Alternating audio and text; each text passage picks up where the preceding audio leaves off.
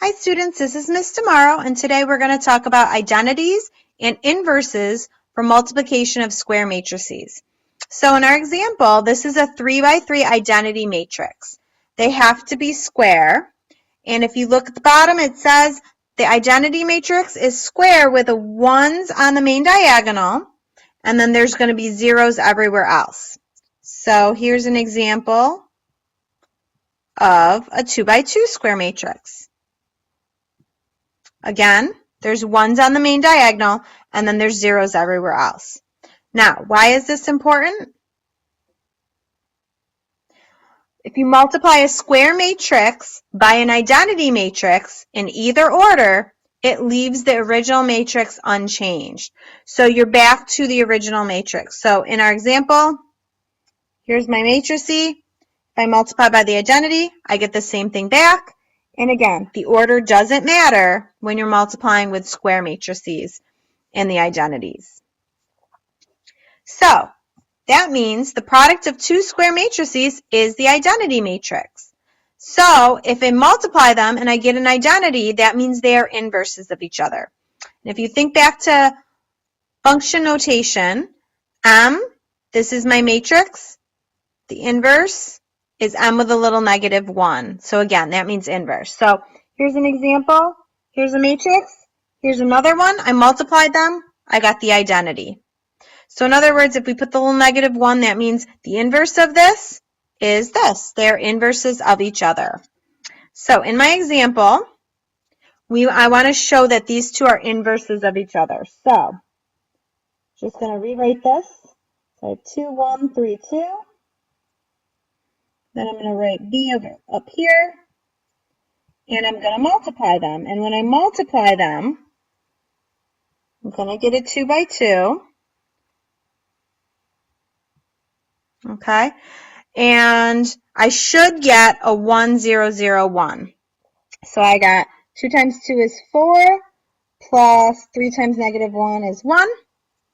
And then 2 times -3 is -1. 2 times -3 is -6. 3 times 2 is +6, so that's going to give me 0. And down here, 2 times 1 is 2. 2 times -1 is -2, so that would be a 0 if I add them. And 1 times -3 is -3. And 2 times 2 is 4, so that gives me a 1. So that means that there's my identity. Okay? Try the following. See if the matrices are inverses of each other. So what you're going to do is you're going to multiply for A, B, and C, and you're going to see if you get 1, 0, 0, 1. We'll go over this one in class to make sure you got it right. Okay. To find the inverse matrix, the first thing we need to do is find the determinant. So how do we find the determinant? We're going to multiply the main diagonal first, subtract the other diagonal, and that's called the determinant. Okay, so we kind of crisscross everything. So let's take a look at the first example here. Find the determinant of the following. So I'm going to multiply these, and then I'm going to multiply these, and I'm going to subtract. We always do the main diagonal first. So we're going to do -3 times -5 minus 4 times 2. So we're going to get 15 minus 8, and we should get 7. There we go, 7. Okay, let's take a look at the next one. Okay, main diagonal, we're going to get -4 minus -9. We get 5. And the last one, we have some letters there. We got A times A squared, minus 0 is just A squared. Okay, try the following. Find the determinant of A, B, and C. We'll go over this in class.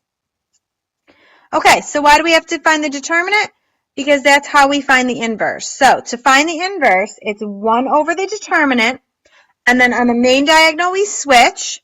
So in my example here, that's the main diagonal. Notice they're switched. We switch places. And then we negate the other diagonal. So they stay where they are, but they get negated.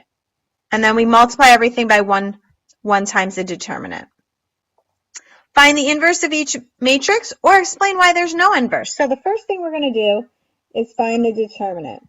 So I got 3 minus 8, so that's negative 5.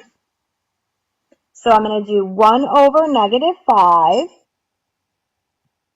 And then we're going to switch the main diagonal. And we're going to negate the other diagonal. And then I'm just multiplying it like a scalar. So my first one, I'm going to have negative 1/5. Okay. In my second spot, I'm going to have positive 2/5. Down here, I'm going to have positive 4/5.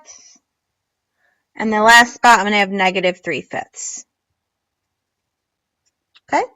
Let's take a look at the next one. We're going to find the determinant first.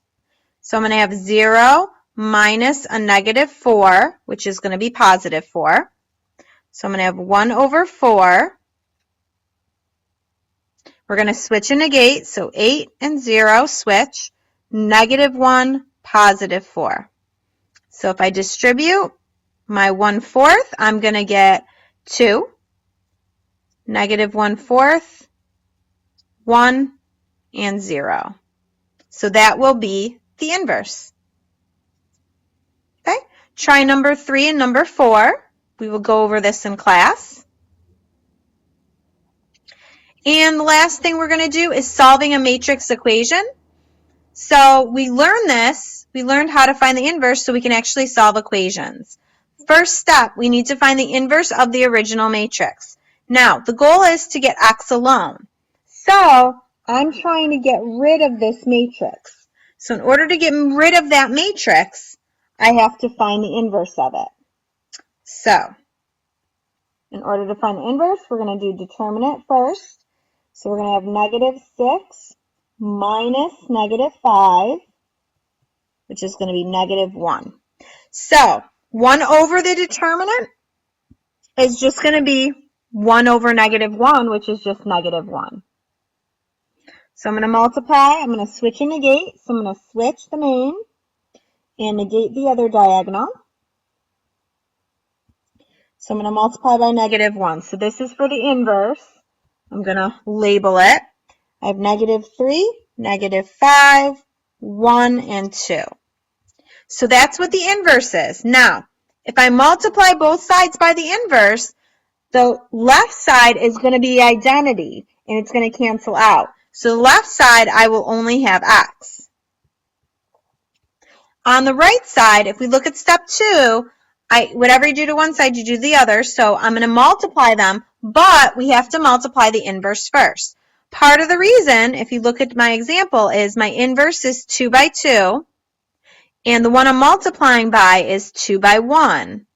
So that means I should get a 2 by 1 matrix when I'm done multiplying. If I did it the opposite way, I wouldn't be able to multiply it. So, got negative 3, negative 5, 1, and 2. Move that down a little bit. Okay, and then I have negative 2 and 2.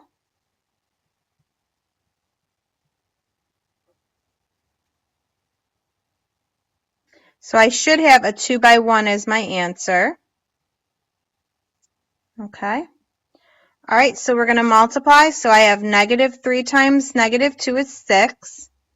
And then I have negative 5 times 2 is negative 10. So that's going to be a negative 4. And then I'm going to do my next column. 1 times negative 2 is negative 2. 2 times 2 is positive 4. So I get a 2. So my answer for x is 4, 2. So x equals, negative 4, 2. So that's my final answer.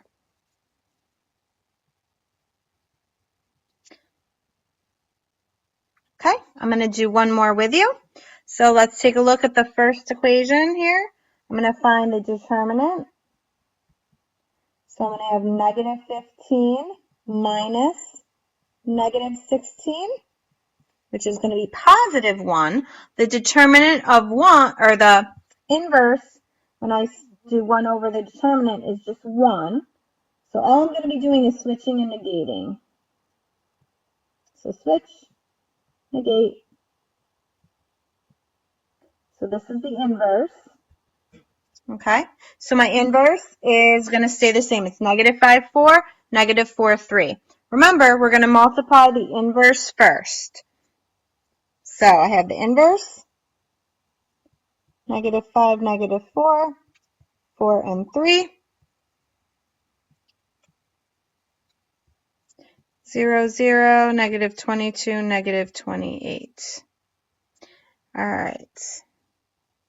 So I should end up with a 2 by 2. Okay, let's take a look. I'm going to have 0 plus 0, so this one's going to be a 0. Okay, same here. I'm going to have a 0 times a 0. Over here, negative 5 times 22. So I'm going to have 110. And then 4 times 28, negative 28. It's negative 112. So this is going to be negative 2. And then 4 times negative 4 times negative 22 is 88. And then 3 times negative 28 is negative 84. So that's going to be a 4. So this would be my matrix X. Try letter B, and we will go over it next class.